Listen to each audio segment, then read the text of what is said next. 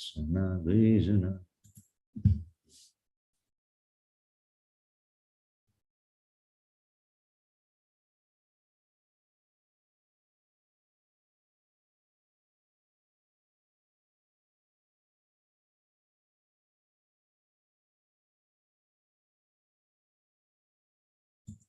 S, Hare Krishna. ಎಲ್ಲರಿಗೂ ಸ್ವಾಗತ. ಶ್ರೀಮದ್ ಭಾಗವತಂ 2ನೇ ಸ್ಕಂದ 9ನೇ ಅಧ್ಯಾಯ ಶ್ಲೋಕ 32.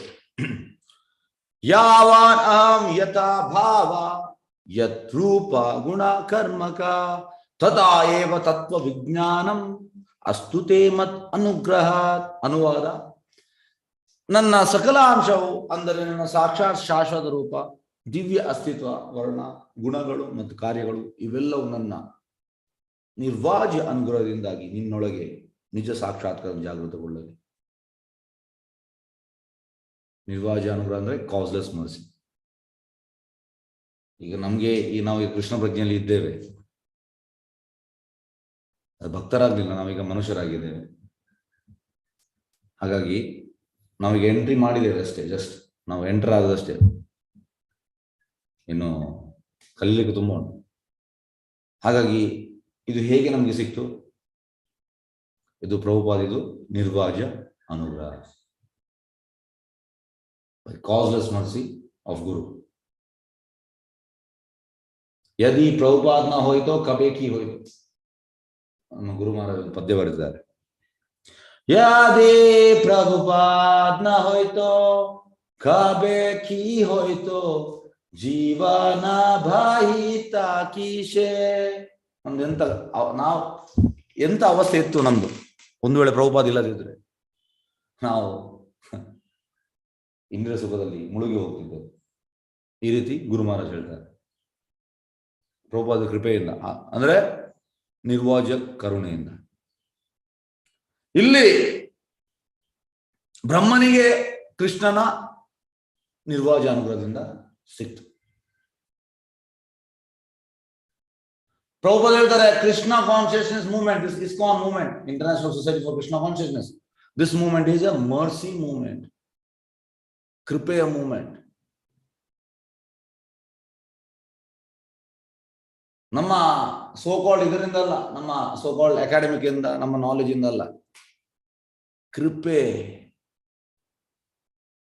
ಕೃಪೆ ಸಿಗ್ಬೇಕಾದ್ರೆ ನಾವು ಎಂತ ಮಾಡ್ಬೇಕು? ಎಸ್, ಯಾರು ಹೇಳ್ತೀರಿ? ಕೃಪೆ ಸಿಗ್ಬೇಕಿದ್ರೆ ನಾವು ಎಂತ ಮಾಡ್ಬೇಕು? ಅನ್ಮ್ಯೂಟ್ ಮಾಡ್ತೇನೆ. ಎಸ್, ನಮ್ಗೆ ಕೃಪೆ ಸಿಗ್ಬೇಕಿದ್ರೆ ನಾವು ಎಂತ ಮಾಡ್ಬೇಕು?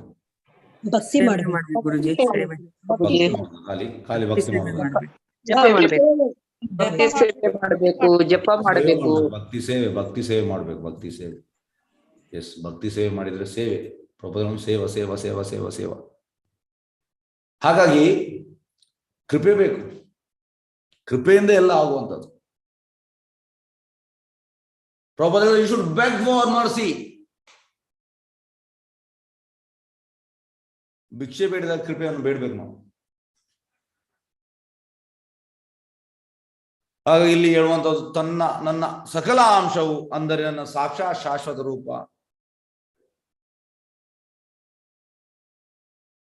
ನನ್ನ ದಿವ್ಯ ಅಸ್ತಿತ್ವ, ವರ್ಣ, ಗುಣಗಳು ಮತ್ತು ಕಾರ್ಯಗಳು, transcendental existence, colour, qualities, activities, ಇದೆಲ್ಲ ಅರ್ಥ ಆಗುವುದು ಹೇಗೆ? ಕೃಪೆಯಿಂದ, ನಮ್ಮ ಉಳಿದ ಸರ್ಕಸಿಂದ ಅಲ್ಲ. ಆದ್ರೆ ಇದು ಭಕ್ತರಲ್ಲದವರಿಗೆ ಗೊತ್ತಿಲ್ಲ ಇದು ವಿಷಯ. ಅವ್ರು ಸರ್ಕಸ್ ಮಾಡ್ಲಿಕ್ಕೆ ಹೋಗ್ತಾರೆ, ಆದ್ರೆ ಸರ್ಕಸ್ ಇಂದ ಸಿಗುವುದಲ್ಲ, ಕೃಪೆಯಿಂದ ಸಿಗುವಂಥದ್ದು. ಸೇವೆ ಮಾಡಬೇಕು. ಹೇಗೆ ನಾರದ ಮುನಿಗೆ ಆ ಭಕ್ತಿ ವೇದಾಂತಿ ಚತುರ್ಮಾಸಕ್ಕೆ ಬಂದಿದ್ರು, ಅವರ ಕೃಪೆ ಸಿಕ್ತು. ಮತ್ತೆ ಹೇಗೆ ನಾರದ ಮುನಿ ಟೋಟಲ್ ಅಡ್ವಾನ್ಸ್ ಡ್ಯೂಟಿ ಆದ್ರು, ಹೇಗೆ ಆದ್ರು? ಕೃಪೆಯಿಂದ.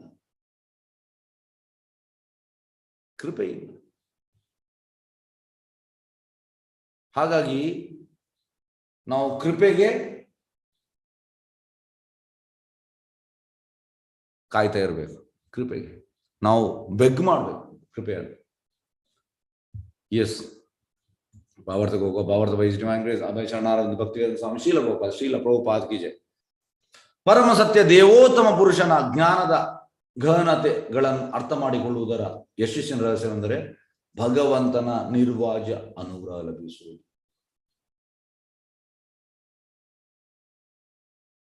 ಹೇಗೆಂದ್ರೆ ನಾವು ಮೊನ್ನೆ ಪಾನಿಯಟ್ಟಿ ಸಂಡೇ ರಘುನಾಥದಾಸ್ ಗೋಸ್ವಾಮಿಗೆ ನಿತ್ಯಾನಂದ ಪ್ರಭು ಇದು ಕೃಪೆ ಸಿಕ್ತು, ಮತ್ತೆ ಚೈತನ್ಯ ಭೇಟಿ ಮಾಡ್ಲಿಕ್ಕೆ ಆಯ್ತು. ರೂಪ ಗೋಸ್ವಾಮಿ ಸನಾತನ ಗೋಸ್ವಾಮಿ ಅವರು ರಾಮಕೇಲಿಯಲ್ಲಿ ಭೇಟಿ ಆಗ್ತಾರೆ. ಚೈತನ್ಯ ಮಹಾಪ್ರಭು ಕೃಪೆ ಸಿಕ್ತು. ಚೈತನ್ಯ ಮಹಾಪ್ರಭು ಚತುರ್ಮಾಸಕ್ಕೆ ಶ್ರೀರಂಗಮಿಗೆ ಹೋಗ್ತಾರೆ. ಅಲ್ಲಿ ವೆಂಕಟ ಭಟ್ಟದ ಮಗ ಗೋಪಾಲ್ ಭಟ್ಟ, ಅಲ್ಲಿ ಗೋಪಾಲ್ ಭಟ್ಟ ಸ್ವಲ್ಪ ಸೇವೆ ಮಾಡ್ತಾರೆ, ಕೃಪೆ ಸಿಕ್ತು. ರಘುನಾಥ ಭಟ್ಟ ಗೋಸ್ವಾಮಿ ಅವರ ತಂದೆ ಕಳಿಸುವಂತದ್ದು ಚೈತನ್ಯ ಮಹಾಪ್ರಭು ಸೇವೆಗೆ, ಅಲ್ಲಿ ಕೃಪೆ ಸಿಕ್ತು. ಜೀವ ಗೋಸ್ವಾಮಿ ಸನಾತನ ಗೋಸ್ವಾಮಿ ಮತ್ತೆ ರೂಪ ಗೋಸ್ವಾಮಿದು ನೆಫ್ಯೂ. ಆಗ ನಿತ್ಯಾನಂದ ಪ್ರಭು ಒಟ್ಟಿಗೆ ಕೃಪೆ ಸಿಕ್ತು. ಹಾಗಾಗಿ ಕೃಪೆಯ ಮೂವ್ಮೆಂಟ್ ಇದು, ಕೃಪೆಯ ಮೂವ್ಮೆಂಟ್. ಮರ್ಸಿ ನಮ್ಗೆ ಯಾವ ಅಂದ್ರೆ ಗುರು ಕೃಷ್ಣ ಕೃಪಾಯ ಪಾಯ ಭಕ್ತಿಲತಾ ಬೀಜ. ಭಕ್ತಿಲತಾ ಬೀಜ ಬೇಕಿದ್ರೆ ನಮ್ಗೆ ಕೃಪೆ, ಗುರು ಮತ್ತೆ ಕೃಷ್ಣ ಕೃಪೆ ಬೇಕು. ಕೃಪೆ ಇಲ್ಲದ ನಮಗೆ ಸಿಗುವುದಿಲ್ಲ ಬೀಜ, ಭಕ್ತಿಲತಾ ಬೀಜ. ಇದು ರಹಸ್ಯ ನೋಡಿ, ಯಶಸ್ಸಿನ ರಹಸ್ಯ. ಪರಮಸತ್ಯ ದೇವದ ಪುರುಷ ಜ್ಞಾನದ ಗಹನತೆಗಳನ್ನು ಅರ್ಥ ಮಾಡಿಕೊಳ್ಳುವುದರ ಯಶಸ್ಸಿನ ರಹಸ್ಯ ಅಂದ್ರೆ ಭಗವಂತನ ನಿರ್ವಾಜ ಅನುಗ್ರಹ. ಭಗವಂತ ಈ ಭೌತಿಕ ಲೋಕಕ್ಕೆ ಬರುವಂತದ್ದು ಅವನ ನಿರ್ವಾಜ್ಯ ಅನುಗ್ರಹದಿಂದ. ಅವನಿಗೆ ನಮ್ಮ ಎಂತ ಹೇಳುವಂಥದ್ದು ಬದ್ಧ ಜೀವಿಗಳನ್ನು ನೋಡಿ ಆಗುವುದಿಲ್ಲ, ಅವನಿಗೆ ಬೇಜಾರಾಗ್ತದೆ, ಅದಕ್ಕೆ ಬರುವಂಥದ್ದು. ಅದೇ ರೀತಿ ಶುದ್ಧ ಭಕ್ತರನ್ನು ಕಳಿಸುವಂತ ಕೂಡ ಅದಕ್ಕೆ ಕಾಸ್ಲೆಸ್ ಮರ್ಸಿ. ಅವನು ಐಕ ಪ್ರಪಂಚದಲ್ಲೂ ಅನೇಕ ಪುತ್ರರ ತಂದೆಯು ತನ್ನ ಪ್ರೀತಿ ಪಾತ್ರ ಪುತ್ರರಿಗೆ ತನ್ನ ಸ್ಥಾನಮಾನದ ರಹಸ್ಯವನ್ನು ತಿಳಿಸ್ತಾನೆ. ಹೇಗೆಂದ್ರೆ ತಂದೆಗೆ ಒಂದು 10 ಮಕ್ಕಳಿದೆ, ಅದರ ಒಂದು ಮಗ ತುಂಬಾ ತಂದೆಗೆ ಹೇಳಿದಾಗ ಕೇಳ್ತಾನೆ, ತಂದೆಗೆ ಸೇವೆ ಮಾಡ್ತಾ ಇರ್ತಾನೆ. ಉಳಿದ 9 ಮಕ್ಕಳು ಅಂದ್ರೆ ಬೇಡದೆಲ್ಲ ಮಾಡೋದು, ತಂದೆ ಹೇಳಿದಾಗ ಕೇಳುವುದಿಲ್ಲ. ಲಾಸ್ಟಿಗೆ ತಂದೆ ಎಂತ ಮಾಡ್ತಾರೆ, ಯಾರಿಗೆ ಬರೀತಾರೆ ಎಲ್ಲ ಆಸ್ತಿಗಳನ್ನು, ಯಾರು ಕೇಳ್ತಾನೆ ಅವನಿಗೆ ಬರೀತಾರೆ ಎಲ್ಲವನ್ನು. ಈಗ ತಂದೆ ತಪ್ಪಲ್ಲ. ಜನರು ಹೇಳ್ತಾರೆ ತಂದೆ ಒಬ್ಬನಿಗೆ ಯಾಕೆ ಬರುದ ಅಂತ. ತಂದೆಯನ್ನು ಆ ರೀತಿ ನೋಡಿದಾನೆ ಅವ, ಆದ್ರೆ ಅವನಿಗೆ ಬರೀತಾರೆ. ಎಂತ ಉಂಟು ಅದರಲ್ಲಿ, ಏನು ತಪ್ಪುಂಟು? ಅದೇ ರೀತಿ ಕೃಷ್ಣ ಕೂಡ ಹಾಗೆ. ಕೃಷ್ಣನಿಗೆ ಯಾರು ಸೇವೆ ಮಾಡ್ತಾರೆ ಅವರಿಗೆ ಈ ರಹಸ್ಯವನ್ನು ತಿಳಿಸ್ತಾನೆ, ಎಲ್ಲರಿಗೂ ಅಲ್ಲ. ಎಲ್ಲರಿಗೂ ತಿಳಿದು ಈಗ ನಮ್ಮ ಹತ್ರ ಹಣ ಬಂಗಾರ ಲಾಕ್ ಇದೆಲ್ಲ ಇರ್ತದೆ, ನಾವು ಯಾರ ಹತ್ರ ಹೇಳ್ತೇವೆ? ಗಂಡ ಹೆಂಡತಿ ಹತ್ರ, ಹೆಂಡತಿ ಗಂಡದ ಹತ್ರ, ಇಲ್ಲ ತಂದೆ ಹತ್ರ, ತಾಯಿ ಹತ್ರ. ಉಳಿದ ಹತ್ರ ನಾವು ಹೇಳುವುದಿಲ್ಲ. ಅದು ರಹಸ್ಯ.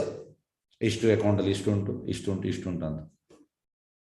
ಹೇಗೆಂದ್ರೆ ಉಳಿದವ್ರು ಯಾರು ಗೊತ್ತಾದ್ರೆ ಅವರೆಂತ ಮಾಡ್ತಾರೆ, ನಮ್ಗೆ ಅಟ್ಯಾಕ್ ಮಾಡಿದ್ರೆ ನಮಗೆ, ಅದಕ್ಕೆ ನಾವು ಯಾವ ಸೀಕ್ರೆಟ್ ಅನ್ನು ರಿವೀಲ್ ಮಾಡುವುದಿಲ್ಲ. ಯಾಕೆ ನಮ್ಗೆ ನಂಬಿಕೆ ಇಲ್ಲ ಜನರ ಮೇಲೆ. ಫಸ್ಟ್ ಆಫ್ ಆಲ್ ಕಲಿಯುಗದಲ್ಲಿ ಹಾಗೆ ಜನರಂತ ಮೋಸ ಮಾಡೋ ಪ್ರೊಪೆನ್ಸಿಟಿ, ಚೀಟಿಂಗ್ ಪ್ರೊಪೆನ್ಸಿಟಿ. ಹಾಗೆ ನಾವು ಅದನ್ನು ಹೇಳುವುದಿಲ್ಲ. ಅದೇ ರೀತಿ ಭಗವಂತ ಕೂಡ ಭಗವಂತನ ರಹಸ್ಯವನ್ನು ಎಲ್ಲರ ಹತ್ರ ಹೇಳುವುದಿಲ್ಲ. ಆದ್ರೆ ಯಾರು ಅವನಿಗೆ ಅಂತ ಸೇವೆ ಮಾಡ್ತಾನೆ ಅವನಿಗೆ ಹೇಳ್ತಾನೆ, ತಿಳಿಸುತ್ತಾನೆ. ತಂದೆ ತಾನು ಯೋಗ್ಯನೆಂದು ಭಾವಿಸುವ ಪುತ್ರನಿಗೆ ರಹಸ್ಯವನ್ನು ತಿಳಿಸುತ್ತಾನೆ. ಸಮಾಜದ ಪ್ರಮುಖವಾದ ವ್ಯಕ್ತಿಯನ್ನು ಅವನ ದಯೆಯಿಂದಲೇ ಗುರುತಿಸಲಾಗುವುದು. ಅಂತೆಯೇ ಭಗವಂತನನ್ನು ತಿಳಿಯಲು ಯಾರೊಬ್ಬರು ಭಗವಂತನಿಗೆ ಬಹಳ ಪ್ರಿಯನಾಗಬೇಕು.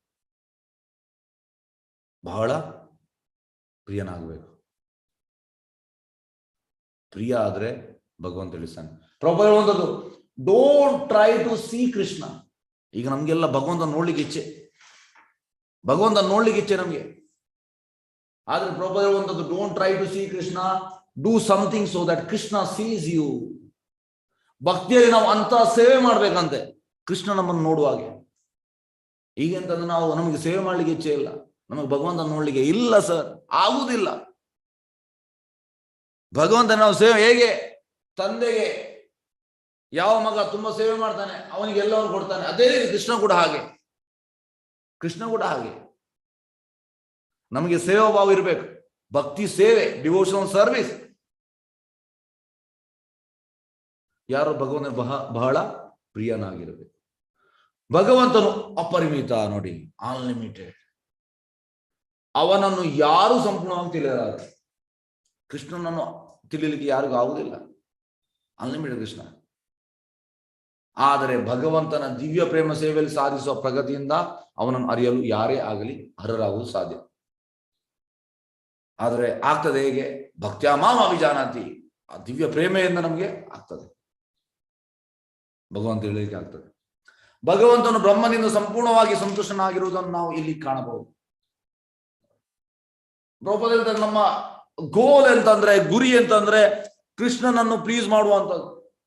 ಪ್ರಭುಪಾದ ಹೇಳ್ತಾರೆ, you have done service whether Krishna has please. ಕೃಷ್ಣನ ಪ್ಲೀಸ್ ಮಾಡ್ಲಿಕ್ಕೆ ನಿನಗೆ ಆಗಿದ?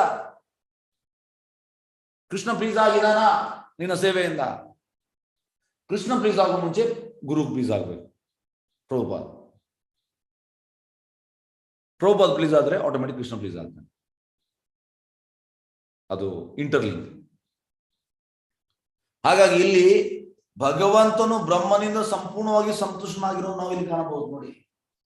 ಪ್ರಭುಪಾದ ಹೇಳ್ತಾರೆ, the goal of life is to satisfy Krishna. ಕೃಷ್ಣನನ್ನು ನಾವು ತೃಪ್ತಿಪಡಿಸಬೇಕು, ಇದು ನಮ್ಮ ಗುರಿ. ಆದ್ದರಿಂದಲೇ ಅವನು ಬ್ರಹ್ಮನಿಗೆ ತನ್ನ ನಿರ್ವಾಜ್ಯ ಪ್ರೇಮವನ್ನು ದಯಪಾಲಿಸಿದ ನೋಡಿ, ಅದಕ್ಕೆ ಕೊಟ್ಟ.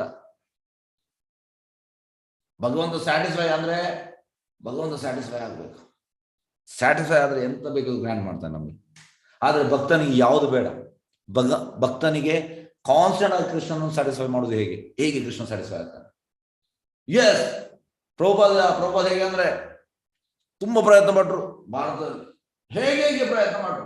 ನನ್ನ ಗುರು ಹೇಳಿದ್ದಾರೆ ಪಾಶ್ಚಾತ್ಯ ಪ್ರಚಾರ ಮಾಡಬೇಕು, ಎಂತ ಪಾಸ್ಪೋರ್ಟ್ ಇಲ್ಲ, ವೀಸಾ ಇಲ್ಲ, ಪ್ರಭುಪಾದ ಹಣ ಇಲ್ಲ, ಕಾನ್ಸ್ಟೆಂಟ್ ಆಗಿ ಪ್ಲೀಸ್ ಮಾಡ್ಲಿಕ್ಕೆ ಗುರುವನ್ನು. ಈ ಮೂಡ್ ಇರ್ಬೇಕು ನಮ್ಗೆ. ಎಸ್, ಹೇಗೆ ಪ್ಲೀಸ್ ಮಾಡುವಂಥದ್ದು, ಆಗ ನಮ್ಗೆ ಕೃಪೆ ಸಿಗ್ತದೆ. ಆಟೋಮೆಟಿಕ್ ಬರುವುದಲ್ಲ ಕೃಪೆ. ಕೃಪೆ ಈ ರೀತಿ ಬರುವಂಥದ್ದು. ಹೀಗಾಗಿ ಬ್ರಹ್ಮನು ಭಗವತ್ ಅನುಗ್ರಹದಿಂದ ಮಾತ್ರ ಭಗವಂತನ ನೈಜ ಸಾಕ್ಷಾತ್ ಹೊಂದಬಹುದು ನೋಡಿ. ನಮ್ಗೆ ಈಗ ಸಾಕ್ಷಾತ್ಕಾರ ಬೇಕು, ಎಲ್ಲರಿಗೂ ನಮ್ಗೆ ಸಾಕ್ಷಾತ್ ರಿಯಲೈಸೇಷನ್ ಬೇಕು. ಆದ್ರೆ ಇದು ಹಾಗೆ ಬರುವುದಲ್ಲ. ರಿಯಲೈಸೇಷನ್ ಬರುವಂತದ್ದು ಹೇಗೆ? ಗುರುವಿನ ಕೃಪೆಯಿಂದ. ಗುರು ಕೃಷ್ಣ ಕೃಪಯಾಪ ಭಕ್ತಿಲತಾ ಬೀಜ. ಕೇವಲ ಲೌಕಿಕ ಶಿಕ್ಷಣದಿಂದ ಅಥವಾ ಭೌತಿಕ ಕಸರತ್ತುಗಳಿಂದ ಪರಮ ಸತ್ಯನ ದೇವತ ಪುರುಷ ಸೇರಲು ಸಾಧ್ಯ. ಲೌಕಿಕ ಶಿಕ್ಷಣ ಜನರೆಲ್ಲ ತುಂಬಾ ಪಾಪ್ಡ್ ಅಪ್. ಪ್ರಭುಪಾದ ಹೇಳ್ತಾರೆ, I am a doctor, I am engineer, I am CA, I am IAS officer, I am that, I am this. ಇದೆಲ್ಲ ಎಂತ ಹೇಳುವಂಥದ್ದು? ಮದ. ಇದರಿಂದ ಭಗವಂತನ ಅರಿಲಿಕ್ಕೆ ಆಗುದಿಲ್ಲ. ನಮ್ಮ ಸೋಕಾಲ್ಡ್ ಶಿಕ್ಷಣದಿಂದ ಅಥವಾ ಬೌದ್ಧಿಕ ಕಸರತ್ತು ಕೂಡ ಆಗುವುದಿಲ್ಲ. ಇದನ್ನು ವೇದಗಳಲ್ಲೂ ಹೇಳಲಾಗಿದೆ. ನಿಜ ಗುರುಗಳಲ್ಲಿ ಹಾಗೂ ಭಗವಂತನಲ್ಲಿ ಅಚಲ ಶ್ರದ್ಧೆ, ನಂಬಿಕೆ ನೋಡಿ. ಎಂತ ನಂಬಿಕೆ ಅಂದ್ರೆ ನಮ್ಗೆ ಅದು ಡಿವೇಟ್ ಆಗ್ಬಾರ್ದು ಅಂತ. ಎಸ್,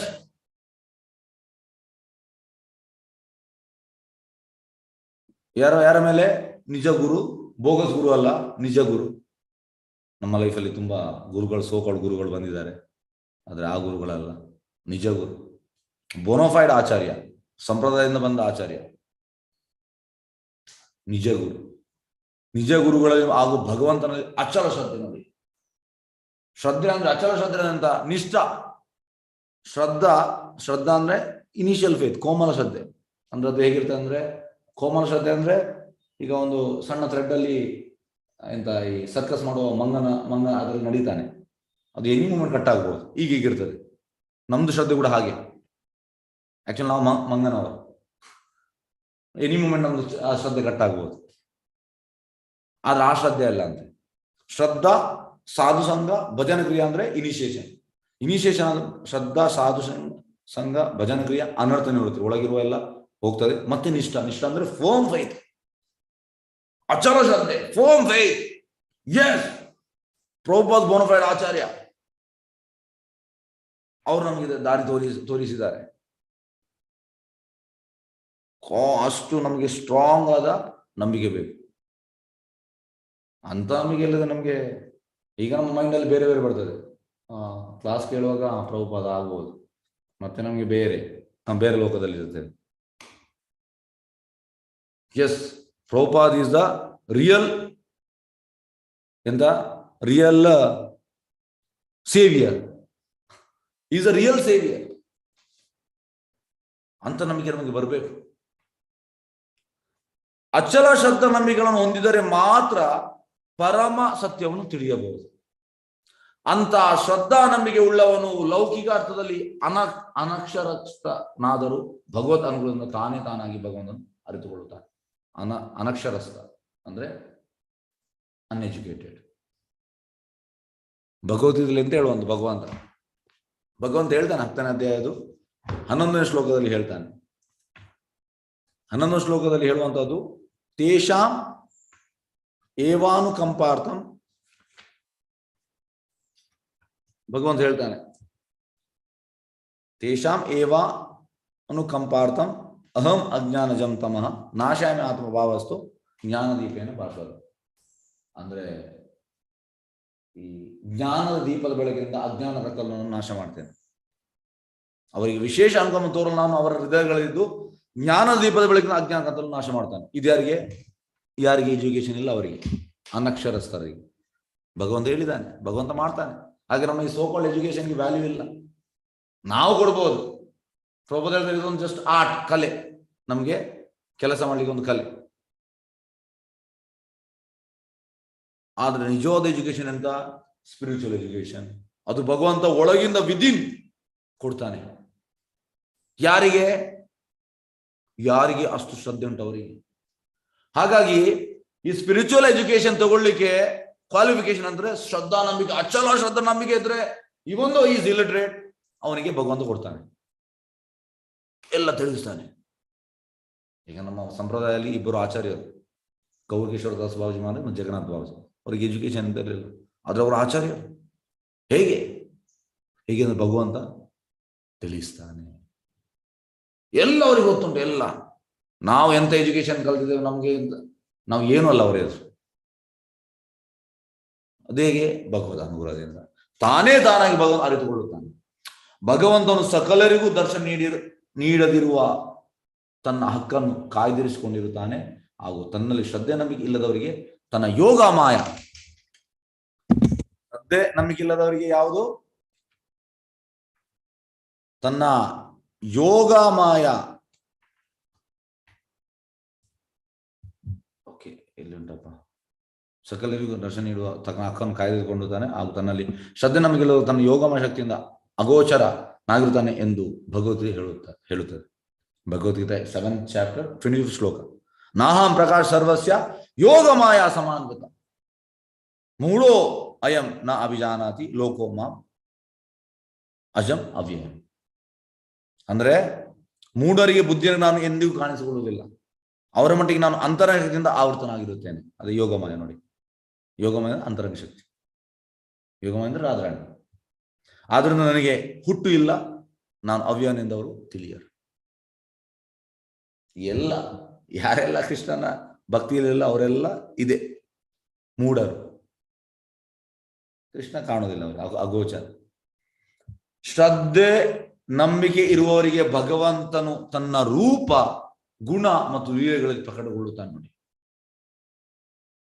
ಶ್ರದ್ಧೆ ನಂಬಿಕೆ ಇರುವವರಿಗೆ. ನಿರಾಕಾರವಾದಿಗಳ ಮಿಥ್ಯಾ ಕಲ್ಪನೆಯಂತೆ ಭಗವಂತ ರೂಪರಹಿತನಲ್ಲ. ಇದು ಹೇಗೆ ಅಂದ್ರೆ, ನಾನು ಕೂಡ ಪ್ರೈಮರಿಯಲ್ಲಿ ಇರುವಾಗ ನಾವು ಈ ರಜೆಯಲ್ಲಿ ಏಪ್ರಿಲ್ ಮೇ ಅಲ್ಲಿ ಈ ಕ್ರಿಕೆಟ್ ಆಡುವಂಥದ್ದು. ನನ್ನ ಹತ್ರ ಬ್ಯಾಟ್ ಇದ್ರೆ ಇನ್ನೊಬ್ಬರ ಹತ್ರ ವಿಕೆಟ್, ಇನ್ನೊಬ್ಬರ ಬಾಲ್, ನನ್ನ ಹತ್ರ ಬ್ಯಾಟ್ ಇದ್ರೆ ನಾನೇ ಫಸ್ಟ್ ಬ್ಯಾಟಿಂಗ್. ಆಗ ನಾನು ಫಸ್ಟ್ ಬಾಲ್ಗೆ ಔಟ್ ಆದ್ರೆ ನಾನು ಸಿಗ ಹೋಗುವಂಥದ್ದು, ನಾನು ಇಲ್ಲ ಅಂತ. ಹಾಗೆ ನಿರಾಕಾರವಾದಿಗಳು ಕೂಡ ಎಂತಂದ್ರೆ ಅವ್ರ ರೂಪ ಇಲ್ಲ ಯಾಕೆ ಹೇಳುವಂಥದ್ದು, ಅವರು ಭಗವಂತನ ರೂಪ ಇಲ್ಲ ಯಾಕೆಂದ್ರೆ ಅವನಿಗೆ ನೋಡ್ಲಿಲ್ಲ, ಆಧ್ಯಾತ್ಮಿಕ ರೂಪ ಅವನು ನೋಡ್ಲಿಲ್ಲ, ಈ ಭೌತಿಕ ರೂಪ, ಹಾಗಾಗಿ ಭಗವಂತನ ರೂಪ ಇಲ್ಲ. ತಪ್ಪು ಇದು. ಆದ್ರೆ ಅವನ ರೂಪವು ನಮ್ಮ ಅನುಭವದ ರೂಪವಂತಲ್ಲ. ಯಾಕಂದ್ರೆ ನಿರಾಕಾರವಾದಿಗಳ ಪ್ರಕಾರ ಎಂತಂದ್ರೆ ಭಗವಂತ ಕೂಡ ನಮ್ಮಾಗೆ ಅವ್ರು ಇಮ್ಯಾಜಿನ್ ಮಾಡುವಂಥದ್ದು. ಎಸ್, ನಮ್ಮಾಗಿ ರೂಪ. ಒಬ್ಬ ನಮ್ಗೆ ಹೇಳಿದ್ರು ಅಂತಂದ್ರೆ, ಆ ಜನ ಹೆಸರು ದೇವರ ಹೆಸರು, ಅವ್ರು ಹೇಳುವಂಥದ್ದು ಭಗವಂತ ನಮಗೆ ನಮಗೆ ಈ ಶರೀರ ತೆಗಿತಂತೆ, ಹುಟ್ಟಿದ ಸತ್ತ, ನಿಮ್ಗೆ ಹುಚ್ಚ ಅಂತ ಹೇಳ್ತಾರೆ. ಈ ರೀತಿ ದೇವರಿಂದ ಬಿಡ್ಲಿಕ್ಕೆ ನೋಡಿ, ನಮ್ಮ ಈ ಸೇಮ್ ಶರೀರ ಅಂತೆ, ನಮ್ಮಾಗಿ ಶರೀರ ಬಂದ ಅವ್ರು ಇಲ್ಲ, ತಪ್ಪು. ಆದರೆ ಅವನ ರೂಪವು ನಮ್ಮ ಅನುಭವದ ರೂಪದ ಅಂತಲ್ಲ ನೋಡಿ, ಇದು ಮಿಸ್ಟೇಕ್ ಆಗುವಂಥದ್ದು. ಈಶೋಪನಿಷತ್ ಹೇಳುವಂಥದ್ದು ಭಗವಂತನಿಗೆ ರೂಪ ಇಲ್ಲ, ಯಾವುದು ರೂಪ ಇಲ್ಲ, ನಮ್ಮಾಗಿ ಭೌತಿಕ ರೂಪ ಇಲ್ಲ, ಅವನು ಸಚ್ಚಿದಾನಂದ ರೂಪ, ಆಧ್ಯಾತ್ಮಿಕ ರೂಪ. ಇದು ತುಂಬಾ ಮೈನ್ ಪಾಯಿಂಟ್ ಇದು. ಯಾಕೆ ಪ್ರಭುಪಾದರು ಯಾಕೆ ಇದನ್ನು ಇದು ಮಾಡ್ತಾರೆ ನೋಡಿ, ಈಗ ಭಾರತದಲ್ಲಿ ತುಂಬಾ ಆಧ್ಯಾತ್ಮಿಕ ಸಂಸ್ಥೆಗಳುಂಟು, ಎಲ್ಲರೂ ಈ ಕಲ್ಪನೆ ಭಗವಂತನ ಬಗ್ಗೆ. ಯಾಕೆಂದ್ರೆ ಉನ್ನತ ಮಟ್ಟದವರಿಗೆ ಜ್ಞಾನ ಇಲ್ಲ, ಭಗವಂತನ ರೂಪ ಇಲ್ಲ ಅಂತ ಹೇಳುವಂತ ಹೆಚ್ಚಿನ. ಭಗವಂತ ತನ್ನ ಪರಿಶುದ್ಧ ಭಕ್ತರಿಗೆ ಪ್ರಮಾಣ ಪುರಸರವಾಗಿ ಕೂಡ ತನ್ನ ರೂಪವನ್ನು ಪ್ರಕಟಿಸ್ತಾನೆ. ಯಾವ ಎಂಬುದರ ಅರ್ಥ ಅದೇ, ಭಕ್ತರಿಗೆ ತೋರಿಸ್ತಾನೆ, ಉಳಿದವರಿಗಲ್ಲ. ಅದನ್ನು ಶ್ರೀಮದ್ ಭಾಗವತದ ಪ್ರಖಂಡ ವಿದ್ವಾಂಸರಾದ ಶ್ರೀಲ ಜೀವ ಗೋಸ್ವಾಮಿಯು ವಿವರಿಸಿದ್ದಾರೆ. ಭಗವಂತನು ತನ್ನ ಅಸ್ತಿತ್ವದ ದಿವ್ಯ ಸ್ವರೂಪವನ್ನು ಪ್ರಕಟಿಸುತ್ತಾನೆ. ಐಕ ವಿಚಾರವಾದಿಗಳು ಭಗವಂತನ ರೂಪದ ಬಗ್ಗೆ ಐಕ ಕಲ್ಪನೆಗಳನ್ನು ಮಾಡುತ್ತಾರೆ. ಅಂದ್ರೆ ಐಕ ಕಲ್ಪನೆ ಅಂದ್ರೆ ಭಗವಂತ ಇದ್ರೂ ಕೂಡ ನಮ್ಮಂಗೆ ಇದ್ದಾನೆ. ಭಗವಂತನಿಗೆ ಲೌಕಿಕ ರೂಪ ಇಲ್ಲವೆಂದು ಅಪೌರುಷ ಧರ್ಮವನ್ನು ಹೇಳಲಾಗಿದೆ. ಲೌಕಿಕ ರೂಪ ಅಲ್ಲ, ಅವನ ಆಧ್ಯಾತ್ಮಿಕ ರೂಪ. ಆದ್ದರಿಂದಲೇ ಅಲ್ಪಜ್ಞಾನಿಗಳು ಅವನು ರೂಪರಹಿತನೆಂಬ ತೀರ್ಮಾನಕ್ಕೆ ಬರುತ್ತಾರೆ. ಲೌಕಿಕ ರೂಪ ಇಲ್ಲ ಅವನಿಗೆ. ಲೌಕಿಕ ರೂಪ ಮತ್ತು ಆಧ್ಯಾತ್ಮಿಕ ರೂಪಗಳಲ್ಲಿ ಅಂದ್ರೆ ಒಂದು ಸೆಕ್ಷನ್ ಎಂತಂದ್ರೆ ಅವನಿಗೆ ಲೌಕಿಕ ರೂಪ ಇಲ್ಲ ಅಂತ ಹೇಳ್ತಾರೆ. ಇನ್ನೊಂದು ಎಂತಂದ್ರೆ ಅವ ನಮ್ಮಾಗೆ ಬಂದ, ಕೃಷ್ಣ ಕೂಡ ನಮ್ಮಾಗೆ. ಹೇಗಂದ್ರೆ ಇವ ಶಿಶುಪಾಲ ಹೇಳುವಂಥದ್ದು, ನೀವು ಯಾಕೆ ಕೃಷ್ಣನನ್ನು ದೇವರನ್ನು ಪೂಜೆ ಮಾಡ್ತೀವಿ, ನಮ್ಮಾಗೆ ಅವ ಮನುಷ್ಯ. ಇಂಥವ್ರು ಕೂಡ ಇದ್ದಾರೆ ಹೇಳ ಹಾಗೆ. ಆದ್ದರಿಂದಲೇ ಅಲ್ಪಜ್ಞಾನಿಗಳು ಅವನು ರೂಪರಹಿತನೆಂಬ ತೀರ್ಮಾನಕ್ಕೆ ಬರುತ್ತಾರೆ. ಲೌಕಿಕ ರೂಪ ಮತ್ತು ಆಧ್ಯಾತ್ಮಿಕ ರೂಪಗಳನ್ನ ವ್ಯತ್ಯಾಸವನ್ನು ಅವರಿಂದ ತಿಳಿಯಲಾಗುವುದು. ಅವರಿಗೆ ಈ ಆಧ್ಯಾತ್ಮಿಕ ರೂಪ ಮತ್ತು ಲೌಕಿಕ ರೂಪ ಬಗ್ಗೆ ಡಿಫ್ರೆನ್ಸ್ ಗೊತ್ತಿಲ್ಲ. ಅವರ ಪ್ರಕಾರ ಲೌಕಿಕ ರೂಪ ಇಲ್ಲದವನು ರೂಪರಹಿತನೇ ಆಗಿರಬೇಕು ನೋಡಿ. ನಿರಾಕಾರವಾಗಿ ಹೇಗಂದ್ರೆ ಲೌಕಿಕ ರೂಪ ಇಲ್ಲ, ರೂಪರಹಿತ.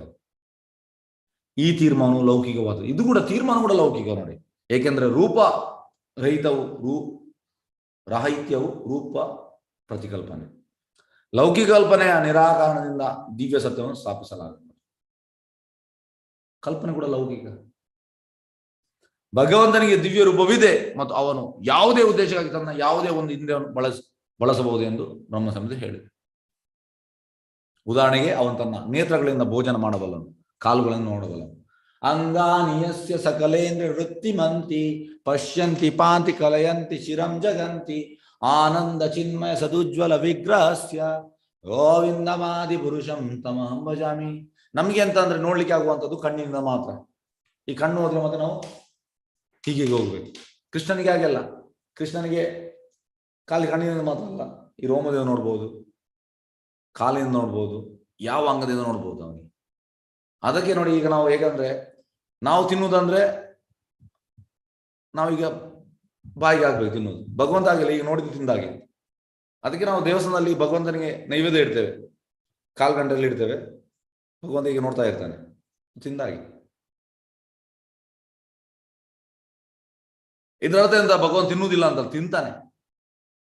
ಇದಕ್ಕೆ ನಾನು ನಿಮ್ಗೆ ಎಕ್ಸಾಂಪಲ್ ಹೇಳಿದ್ದೇನೆ. ಅಲ್ಲನಾಥಲ್ಲಿ, ಜಗನ್ನಾಥಪುರಿಯಲ್ಲಿ ಒಂದು ಮಗು, ಅವನ ತಂದೆ ಇರುವುದಿಲ್ಲ, ಮಗು ಡೈಲಿ ಪ್ರಸಾದ ಕೊಡುವಂತ. ಅವು ಹೇಳುವಂತ ತಿನ್ನು ಅಂತ, ಅವು ತಿಂತಾನೆ. ಬರುವ ಪ್ಲೇಟ್ ಖಾಲಿ, ತಿನ್ಬಹುದು ಅವನು. ಆದ್ರೆ ನಿಜವಾಗಿ ಹೇಗೆ ಅಂದ್ರೆ ಅವ ಹೀಗೆ ನೋಡಿದ್ದು ತಿಂದಾಗೆ ಭಗವಂತ. ನಾವು ಹಾಗೆ ಅಲ್ಲ, ನಾವು ಈಗ ನೋಡಿದ್ದು ತಿಂದಾಗೆ ಇಲ್ಲ. ಅವನು ತನ್ನ ನೇತ್ರಗಳನ್ನು ಭೋಜನ ಮಾಡಬಲ್ಲವನು, ಕಾಲುಗಳನ್ನು ನೋಡಬಲ್ಲ. ಲೌಕಿಕ ಕಲ್ಪನೆಯ ರೂಪದಲ್ಲಿ ಯಾರು ನೇತ್ರಗಳಿಂದ ಭೋಜನ ಮಾಡುವುದಿಲ್ಲ. ನಮಗೆ ನೇತ್ರದಿಂದ ಭೋಜನ ಮಾಡಲಿಕ್ಕೆ ಆಗುವುದಿಲ್ಲ, ಕಾಲುಗಳನ್ನು ನೋಡುವುದಿಲ್ಲ, ಇಲ್ಲ ಆಗುವುದಿಲ್ಲ. ಅದೇ ಲೌಕಿಕ ದೇಹ ಮತ್ತು ಸಚ್ಚಿದಾನಂದ ಆಧ್ಯಾತ್ಮಿಕ ಶರೀರ ಮಾಡುವ ವ್ಯತ್ಯಾಸ. ಇದೇ ವ್ಯತ್ಯಾಸ. ಆಧ್ಯಾತ್ಮಿಕ ಶರೀರವು ರೂಪರಹಿತವಲ್ಲ, ಅದೊಂದು ವಿಶಿಷ್ಟ ಮಾದರಿಯ ಶರೀರ. ಅದರ ಬಗ್ಗೆ ನಮ್ಮ ಪ್ರಸ್ತುತ ಲೌಕಿಕ ಇಂದ್ರಿಯಗಳಿಂದ ಕಲ್ಪನೆ ಮಾಡಲಾಗುತ್ತದೆ. ಈ ಜನರಲ್ಲೆಲ್ಲ ಯಾಕೆ ಅವ್ರದ್ದು ಇರುವ ಒಂದು ಲೌಕಿಕ ಇಂದ್ರಿಯ ಕಂಪೇರ್ ಮಾಡ್ಲಿಕ್ಕೆ ಆಗುದಿಲ್ಲ. ಸ್ಪಿರಿಚುವಲ್ ಅನ್ನು ನಾವು ಲೌಕಿಕ ಇಂದ್ರಿಯಿಂದ ಕಂಪೇರ್ ಮಾಡ್ಲಿಕ್ಕೆ ಆಗುತ್ತದೆ ಇಲ್ಲ, ಮಾಡಲಾಗುವುದು. ಆದ್ರಿಂದ ರೂಪರಹಿತ ಎಂದರೆ ಐಕ ರೂಪರಹಿತ. ಇದು ಕೂಡ ಹೇಳುವುದು ಅದೇ ಈಶೋಪನಿಷತ್. ರೂಪರಹಿತ ಅಂದ್ರೆ ಈ ಭೌತಿಕ ರೂಪ ಅಲ್ಲ, ಅಥವಾ ಭಕ್ತರಲ್ಲವರು ಹೂವಾತ್ಮಕ ಚಿಂತನೆಯಿಂದ ಕಲ್ಪಿಸಿಕೊಳ್ಳಲಾಗದ ಆಧ್ಯಾತ್ಮಿಕ ಶರೀರ ಹೊಂದಿರುವುದು ಎಂದು ಅರ್ಥ. ಭಗವಂತನು ಭಕ್ತನಿಗೆ ತನ್ನ ಅಪರಿಮಿತವಾದ ವೈವಿಧ್ಯಮ ದಿವ್ಯ ಶರೀರವನ್ನು ತೋರುತ್ತಾನೆ. ಬೇರೆ ಬೇರೆ ಶರೀರ ತೋರಿಸ್ತಾನೆ ಭಕ್ತರಿಗೆ. ಎಲ್ಲವೂ ಪರಸ್ಪರ ಅಭಿನ್ನವಾಗಿದ್ದು ವಿವಿಧ ಬಗೆಯ ಶರೀರ ಲಕ್ಷಣ ಹೊಂದಿರುತ್ತದೆ. ಭಗವಂತನ ದಿವ್ಯ ಶರೀರ ಕೆಲವು ಕಪ್ಪು ಅಂದ್ರೆ ಈ ದ್ವಾಪರ ಯುಗದಲ್ಲಿ ಕೃಷ್ಣ, ಮತ್ತು ಕೆಲವು ಬಿಳಿ ಸತ್ಯಯುಗದಲ್ಲಿ ನಾರಾಯಣ ಬಿಳಿ, ಮತ್ತೆ ಕೆಲವು ಕೆಂಪು ಅಂದ್ರೆ ಈ ತ್ರೇತಾಯುಗದಲ್ಲಿ ರಾಮ, ಮತ್ತೆ ಕೆಲವು ಹಳದಿ ಅಂದ್ರೆ ಈ ಕಲಿಯುಗದಲ್ಲಿ ಚೈತನ್ಯ ಮಹಾಪ್ರಭು. ಕೆಲವು ಚತುರ್ಭುಜ ಹೊಂದಿದ್ದಾರೆ, ಇನ್ನು ಕೆಲವು ದ್ವಿಜಭುಜ ಹೊಂದಿರುತ್ತದೆ. ಅವುಗಳಲ್ಲಿ ಕೆಲವು ಮೀನಿನಂತೆ ಇದ್ದಾರೆ ಮತ್ಸ್ಯ, ಮತ್ತು ಕೆಲವು ಸಿಂಹ ನರಸಿಂಹ. ಭಗವಂತನ ಎಲ್ಲಾ ದಿವ್ಯ ಶರೀರಗಳು ಯಾವುದೇ ವ್ಯತ್ಯಾಸವಿಲ್ಲದೆ ಭಗವದ್ ಅನುಗ್ರಹದಿಂದ ಭಗವದ್ ಭಕ್ತರಿಗೆ ಕಾಣಿಸಿಕೊಳ್ಳುವುದು, ಭಕ್ತರಿಗೆ ಮಾತ್ರ ಕಾಣಿಸಿಕೊಳ್ಳುವಂಥದ್ದು. ಆದ್ರಿಂದ ಭಗವಂತ ರೂಪರಹಿತನೆಂಬ ನಿರಾಕಾರವಾದಿಗಳ ಸುಳ್ಳು ತರ್ಕಗಳು ಭಕ್ತನಿಗೆ ಅವನು ಭಕ್ತಿ ಸೇವೆಯಲ್ಲಿ ಹೆಚ್ಚಿನ ಪ್ರಗತಿ ಸಾಧಿಸದಿದ್ದರೂ ಕೂಡ ಆಪ್ಯಾಯಮಾನವಾಗುವುದಿಲ್ಲ. ನಿರಾಕಾರವಾದಿಗಳ ಸುಳ್ಳು ತರ್ಕ ರೂಪರಹಿತ. ಭಗವಂತ ಅಪರಿಮಿತ ಸಂಖ್ಯೆಯಲ್ಲಿ ದಿವ್ಯ ಗುಣಗಳನ್ನು ಹೊಂದಿದ್ದಾನೆ. ಅವುಗಳಲ್ಲಿ ತನ್ನ ಪರಿಶುದ್ಧ ಭಕ್ತನ ಮೇಲೆ ಪ್ರೀತಿ ವಾತ್ಸಲ್ಯ ಹೊಂದಿದೆ. ಅಪರಿಮಿತ ಸಂಖ್ಯೆ, ತುಂಬಾ ದಿವ್ಯ ಗುಣಗಳು. ಲೌಕಿಕ ಪ್ರಪಂಚದ ಇತಿಹಾಸದಲ್ಲಿ ಅವನ ದಿವ್ಯ ಗುಣಗಳನ್ನು ನಾವು ಪ್ರಶಂಸಿಸಬಹುದು. ಭಗವಂತನು ತನ್ನ ಭಕ್ತರ ರಕ್ಷಣೆಗಾಗಿ ಮತ್ತು ಶ್ರದ್ಧಾಹೀನರ ನಾಶಕ್ಕಾಗಿ ಅವತರಿಸ್ತಾನೆ. ಆಕ್ಚುಲಿ ಭಗವಂತ ಬರುವಂಥದ್ದು ಭಕ್ತರ ರಕ್ಷಣೆಗಾಗಿ, ನಾಶ ಮಾಡೋದು ಒಂದು ಬಿಸ್ನೆಸ್ ಅಲ್ಲ. ಹಾಗೆ ಬರುವಾಗ ನಾಶ ಮಾಡ್ತಾನೆ ಅಷ್ಟೇ. ಅವನ ಚಟುವಟಿಕೆಗಳು ಅವನ ಭಕ್ತರಿಗೆ ಸಂಬಂಧಿಸಿದವು ನೋಡಿ, ಉಳಿದವರಿಗೆಲ್ಲ. ಹಾಗಾಗಿ ಭಕ್ತರಿಗೆ ಖುಷಿ ಆಗ್ತದೆ ಅವನ ಚಟುವಟಿಕೆ ಇಡುವಾಗ. ನೀವು ಈಗ ಎಷ್ಟೋ ಜನ ಇದ್ದಾರೆ ಭಕ್ತಿಯಲ್ಲಿ ಇಲ್ಲ, ಅವರಿಗೆ ನೀವು ಹೇಳಿ ಅಂತೆ ಇಂಟ್ರೆಸ್ಟ್ ಇಲ್ಲ ಅವರಿಗೆ. ಯಾಕೆಂದ್ರೆ ಭಗವಂತನ ಚಟುವಟಿಕೆ ಭಕ್ತರಿಗೆ ಮಾತ್ರ ಇಷ್ಟ ಆಗುವಂಥದ್ದು, ಉಳಿದವರಿಗಿಲ್ಲ. ಶ್ರೀಮದ್ ಭಾಗವತವು ಭಗವಂತನ ಭಕ್ತರಿಗೆ ಸಂಬಂಧಿಸಿದ ಚಟುವಟಿಕೆಯನ್ನು ತುಂಬಿದೆ. ಭಾಗವತ ಅಂದ್ರೆ ಇದೆ ಭಗವಂತನ ಭಕ್ತರಿಗೆ ಸಂಬಂಧಿಸಿದ ಚಟುವಟಿಕೆ. ಭಕ್ತೇತರರಿಗೆ ಅಂತ ಲೀಲೆಗಳ ಜ್ಞಾನವಿಲ್ಲ ಅವರಿಗೆ. ಇದರ ವಿಷಯವೇ ನಾವು ಹೇಳಿದ್ರು ಕೂಡ ಅವ್ರಿಗೆ ಇಂಟ್ರೆಸ್ಟ್ ಬರುವುದಿಲ್ಲ. ಭಗವಂತನು ಕೇವಲ 7 ವರ್ಷದವನಾಗಿದ್ದಾಗಲೇ ಗೋವರ್ಧನ ಗಿರಿಯನ್ನು ಎತ್ತಿದನು. ಗೋವರ್ಧನ ಗಿರಿಯನ್ನು 7 years ಇರುವಾಗ ಎತ್ತಿದ್ದ ಕಿರುಬೆರಳಲ್ಲಿ. ವೃಂದಾವನದಲ್ಲಿನ ತನ್ನ ಪರಿಶುದ್ಧ ಭಕ್ತರನ್ನು ವರ್ಷಧಾರೆಯಿಂದ ಕೊಚ್ಚಿ ಹಾಕುತ್ತಿದ್ದ ಇಂದ್ರನ ಕ್ರೋಧದಿಂದ ರಕ್ಷಿಸಿದ. ನೋಡಿ, ಇಂದ್ರ ಮಳೆಯನ್ನು ಸುರಿಸಿದ, ರಕ್ಷಣೆ ಮಾಡಿದರು. 7 ವರ್ಷದ ಬಾಲಕ ಗೋವರ್ಧನ ಗಿರಿಯನ್ನು ಎತ್ತಿದನು ಎಂಬುದನ್ನು ಈಗ ಶ್ರದ್ಧಾಹೀನರು ನಂಬದೇ ಹೋಗುವುದು. ಈಗ ನೀವು ಹೇಳಿ ಅಂತೆ ಕೃಷ್ಣ ಗೋವರ್ಧನ ಬೆಟ್ಟವನ್ನು ಎತ್ತಿದ್ದಾನೆ 7 ದಿವಸ 7 ರಾತ್ರಿ ಕಿರುಬೆರಳಲ್ಲಿ. ಹೇಳಿ ಈಗ ನೀವು ಯಾರಾದ್ರು ಶ್ರದ್ಧಾಹೀನರಾದ್ರು, ಅವ್ರೆಂತ ಹೇಳ್ತಾರೆ ನಿಮ್ಗೆ ಹುಚ್ಚು ಆಗ್ತದ ಅಂದ್ರೆ ಅವನಿಗೆ ಆಗುದಿಲ್ಲ, ಕೃಷ್ಣನಿಗೆ ಕೂಡ ಆಗುದಿಲ್ಲ. ಇದನ್ನು ಮೂರ್ಖತನ ಇದು. ಆದರೆ ಭಕ್ತರಿಗೆ ಅದು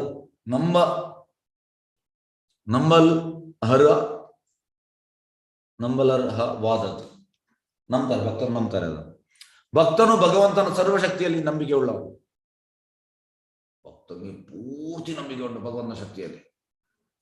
ಆದರೆ ಶ್ರದ್ಧಾಹೀನರು ಭಗವಂತನನ್ನು ಸರ್ವಶಕ್ತನೆಂದು ಹೇಳಿದ್ದರೂ ಸಹ ಅದನ್ನು ನಂಬುವುದಿಲ್ಲ. ಅಂತ ಅಲ್ಪಜ್ಞಾನಿಗಳಿಗೆ ಭಗವಂತ ಶಾಶ್ವತವಾಗಿ ಭಗವಂತನೇ ಎಂದು ತಿಳಿದಿಲ್ಲ ನೋಡಿ, ಅದು ಕೂಡ ಅವರು ತಿಳಿದಿಲ್ಲ. ಮತ್ತು ಲಕ್ಷೋಪಲಕ್ಷ ವರ್ಷಗಳ ಧ್ಯಾನದಿಂದ ಅಥವಾ ಲಕ್ಷಾಂತರ ವರ್ಷಗಳ ಮಾನಸಿಕ ಊಹಾತ್ಮ ಚಿಂತನೆಯಿಂದ ಯಾರೊಬ್ಬನು ಭಗವಂತನ ಆಗಲಾರ ಎಂಬುದನ್ನು ತಿಳಿದಿಲ್ಲ.